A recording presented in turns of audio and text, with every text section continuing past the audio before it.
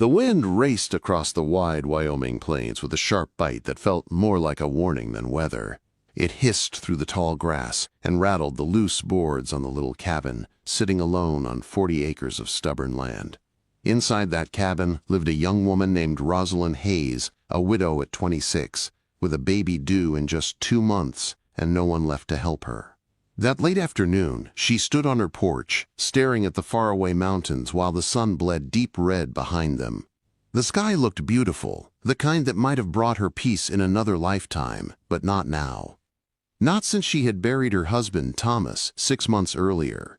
Fever had taken him fast, leaving her with debts she couldn't pay and dreams she couldn't carry alone. She touched her swollen belly, feeling the small kicks beneath her hand.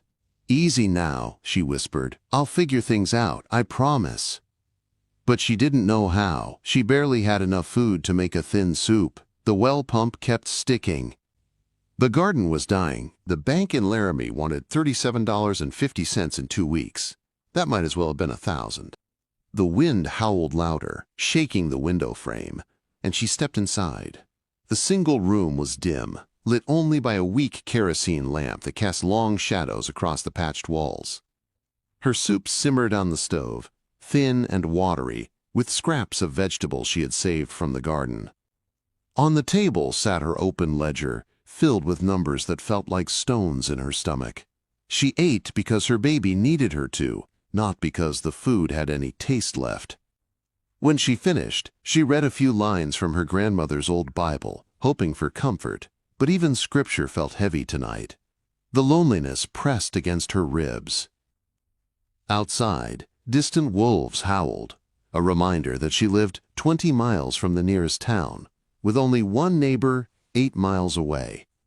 She slept light these days, always listening for trouble. The frontier was no place to be weak. The next afternoon, clouds rolled in from the north, thick and dark. Rosalyn had just returned from checking the snares along the creek, empty again, when she heard something unusual, a sound that didn't belong to the wind. A horse, a tired one. She froze on her porch, one hand dropping to her belly, the other reaching for Thomas's rifle leaning by the door. He had insisted she learn to shoot, and she was grateful now. The horse came limping into view, a tall black stallion sweating and stumbling, and on its back slumped a man. His coat was fine, too fine for a poor traveler, and it was stained dark with blood. The stallion reached her creek and stopped, sides shaking with exhaustion. The rider tried to get down but fell hard to the ground, rolling onto his stomach and not moving. Fear shot through her. This could be an outlaw, a murderer, a man running from a fight he started himself. Fine clothes did not mean a clean soul. But then she heard a low groan, a sound full of pain and defeat. Her grandmother's voice rose in her memory like a soft lantern glow. "When someone needs help, my child, we help. That is what makes us human." Still gripping the rifle, she approached slowly. The rider lay face down, his breathing ragged. Up close, she saw the truth of it. The blood soaking his shirt, the pale skin, the way his fingers clawed weakly at the dirt. "Sir," she said firmly, keeping distance, "can you hear me?" He turned his head with effort. His beard was neat but dusty. His eyes, when they finally focused on her, were sharp blue but dimmed with pain. "Water," he whispered, "please." Suspicion wrestled with kindness inside her chest. This could be a trap. He could have others hiding in the grass. But something deep in his eyes, something tired and honest, broke through her fear. "I'll get you some," she said. She rushed to her cabin and returned with a tin cup of cold water. Kneeling beside him, she helped him drink. He swallowed greedily, some of the water spilling down his chin. "Thank you," he rasped. I'm sorry to trouble you." "You're hurt bad," she said. "Can you stand?" He gave her a faint smile. "Doubt it." With great effort, she helped him onto his back. The movement made him cry out, and she saw the bullet wound in his side, angry red, swollen, infected. "Shot 3 days ago," he muttered. "Been running ever since." "For what?" He gave a shaky laugh. "For my life." Against reason and fear, Rosalyn made her decision. She couldn't leave him to die on the creek bank like an animal. "We're getting you inside." It took nearly an hour of slow crawling, both of them fighting exhaustion, but she managed to get him to her bed. He collapsed onto the old quilt, breathing in short gasps. She cleaned the wound with water and the last of her whiskey. His jaw tightened, but he didn't cry out. "What's your name?" she asked. "Benjamin," he whispered. "Benjamin Caldwell." The cloth fell from her hand. Her heart stopped. She knew that name. Everyone in Wyoming knew that name. But she couldn't speak. She couldn't breathe. Because she had just pulled into her cabin the richest, most powerful rancher in the entire territory. A man worth more land than she could imagine. And he was dying. In her bed, and she had no idea what storm she had just brought into her fragile life.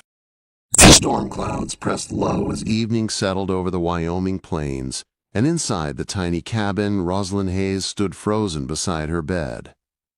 Benjamin Caldwell.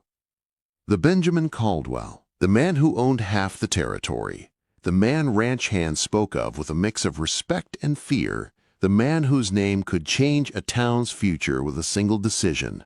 And he was lying in her bed, bleeding, fevered, and close to death.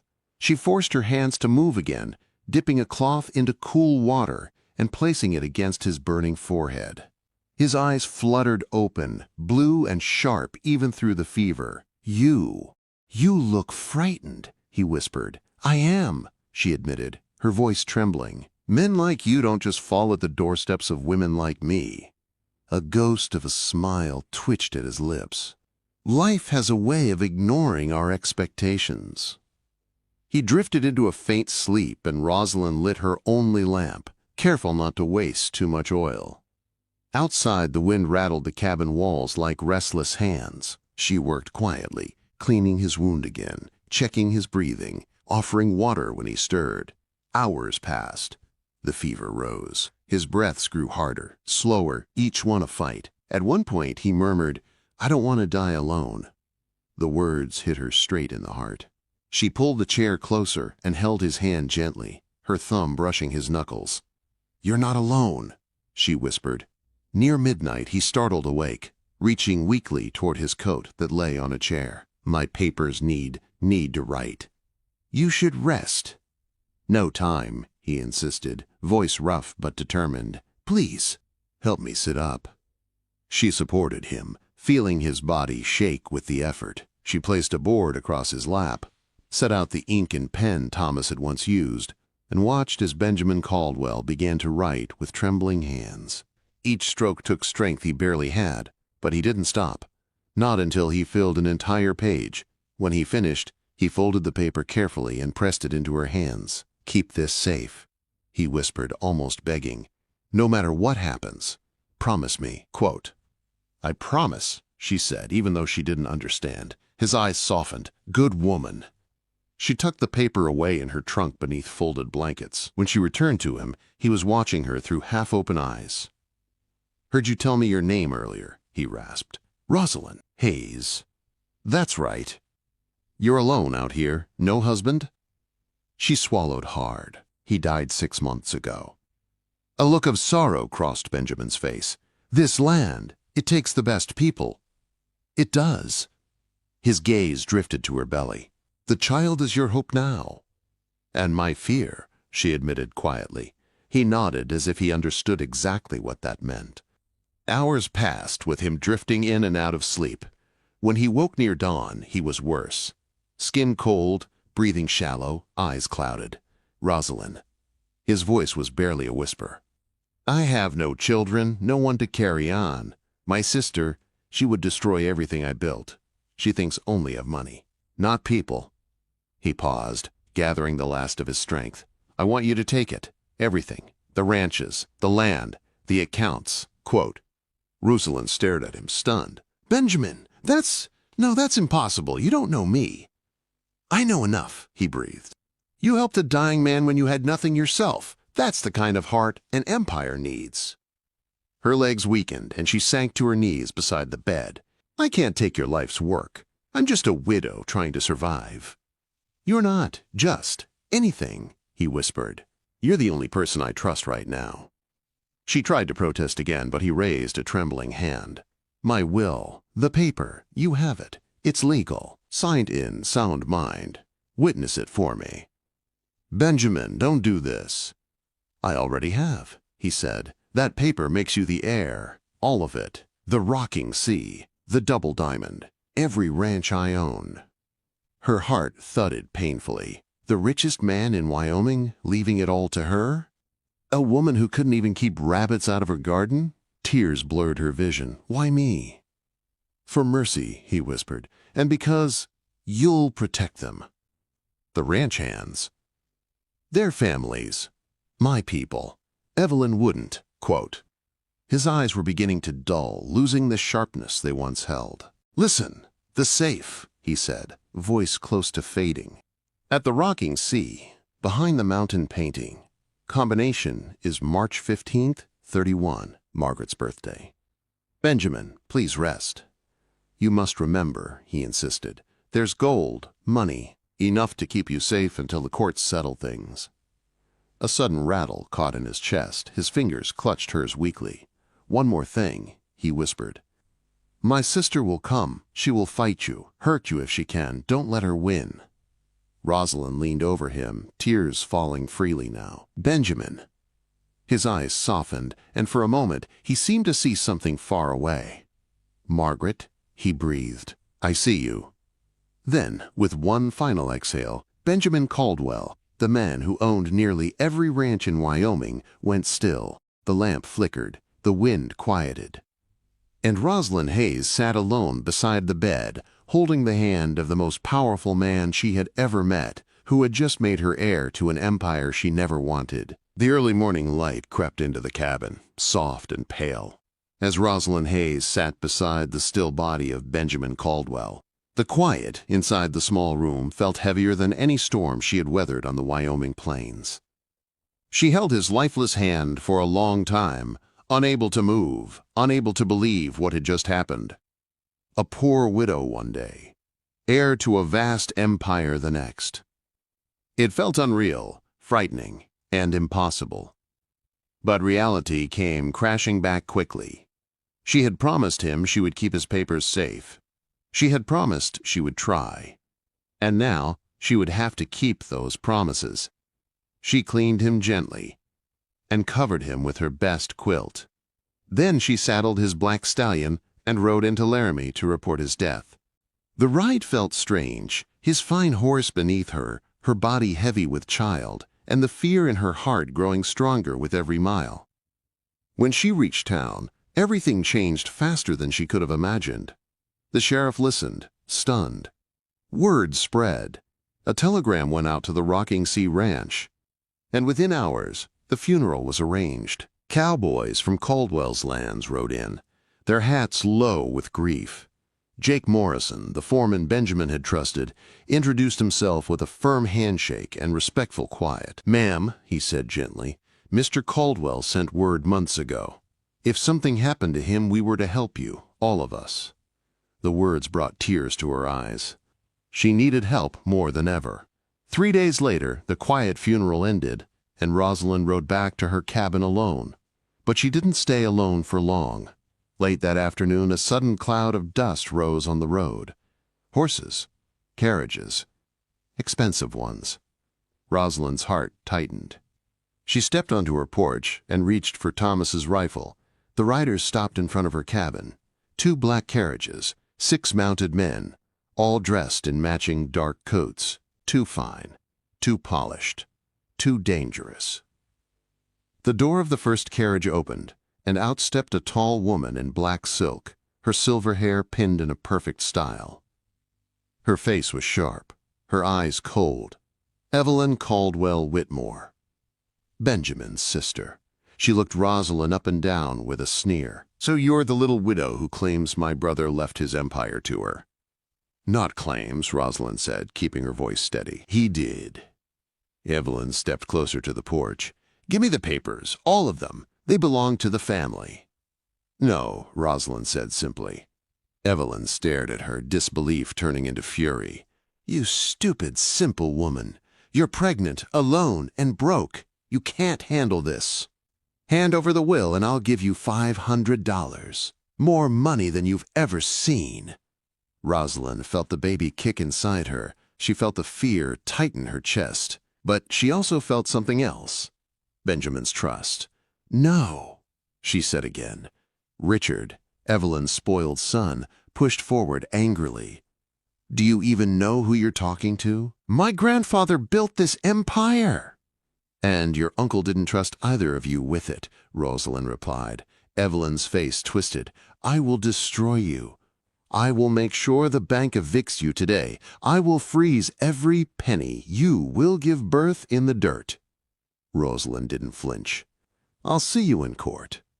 And so began the war. The threats came first. That same night, her chicken coop burned to the ground. The next morning, her well rope was cut. Someone even salted her garden, killing what little she had grown. She sent a telegram to the federal marshals in Cheyenne. "Urgent. Stop. Threats. Stop. Harassment. Stop. Need protection. Stop." She feared retaliation for that telegram. And she was right. A group of armed men arrived at dusk. The leader, a scarred man named Garrett, delivered Evelyn's message with a cold smile. "Take the money, widow, or things will get worse." Rosalyn gripped her rifle. "Get off my land." They left, laughing. But she didn't sleep that night. She sat with the rifle across her lap, praying dawn would come. The courtroom war. Days later, the courthouse in Laramie filled to the walls. People whispered. Some pitied her. Some expected her to fail. Peyton, Evelyn's lawyer, painted her as a desperate liar. He waved papers and shouted about forgery and delirium. It felt like being punched again and again. But when her turn came, she stood tall. "I have only the truth," she said. And then, something she could never have hoped for happened. Two traveling traders, Josiah Mills and Miguel Santos, stepped into the courtroom. They had seen everything the morning she brought Benjamin inside. "We saw him write the will," Josiah said firmly. "He was clear-headed, knew exactly what he was doing." Peyton tried to shout them down, but then the judge asked the traders to swear under oath. They did. Their testimony was strong, honest, and unshakable. And then, another miracle. The judge read Benjamin's diary, a final entry naming Evelyn as someone he didn't trust. Evelyn shouted. Peyton sputtered. The courtroom erupted. Judge Thornton slammed his gavel. "The will stands." Cheers filled the room. Cowboy hats rose in the air. Even strangers cried. Evelyn glared at Rosalyn, her voice low and venomous. "You may have won today, but you will regret taking what is ours." But two federal marshals stepped into the room, Tom Briggs and his partner, and stood beside Rosalyn. "Ma'am," Briggs said, touching his badge, "we're here to make sure nobody touches you again." Quote, "For the first time since she found Benjamin by the creek, Rosalyn felt safe. A new life begins." The bank clerk who once threatened eviction now stumbled over himself to offer her tea. She paid off her mortgage in one visit. Jake Morrison from the Rocking Sea helped her onto a ranch wagon and rode her home with two marshals escorting them. Word spread across Wyoming. The widow had won. Justice had spoken. But when Rosalyn returned to her cabin that night, she did not feel like a queen. She felt tired, overwhelmed, and humbled. She stepped inside the quiet room where she once cried over empty soup and unpaid bills. Now it was the place where her life had changed forever. She rested a hand over her belly and sighed. "Little one," she whispered, "we made it." And as the wind howled across the plains, not with cruelty now, but like a wild song, Rosalyn let herself believe that maybe, just maybe, she and her baby had a future brighter than anything she ever imagined. And somewhere out there, under the vast Wyoming sky, the legacy of Benjamin Caldwell lived on, carried not by blood, but by the kindness of a woman who gave a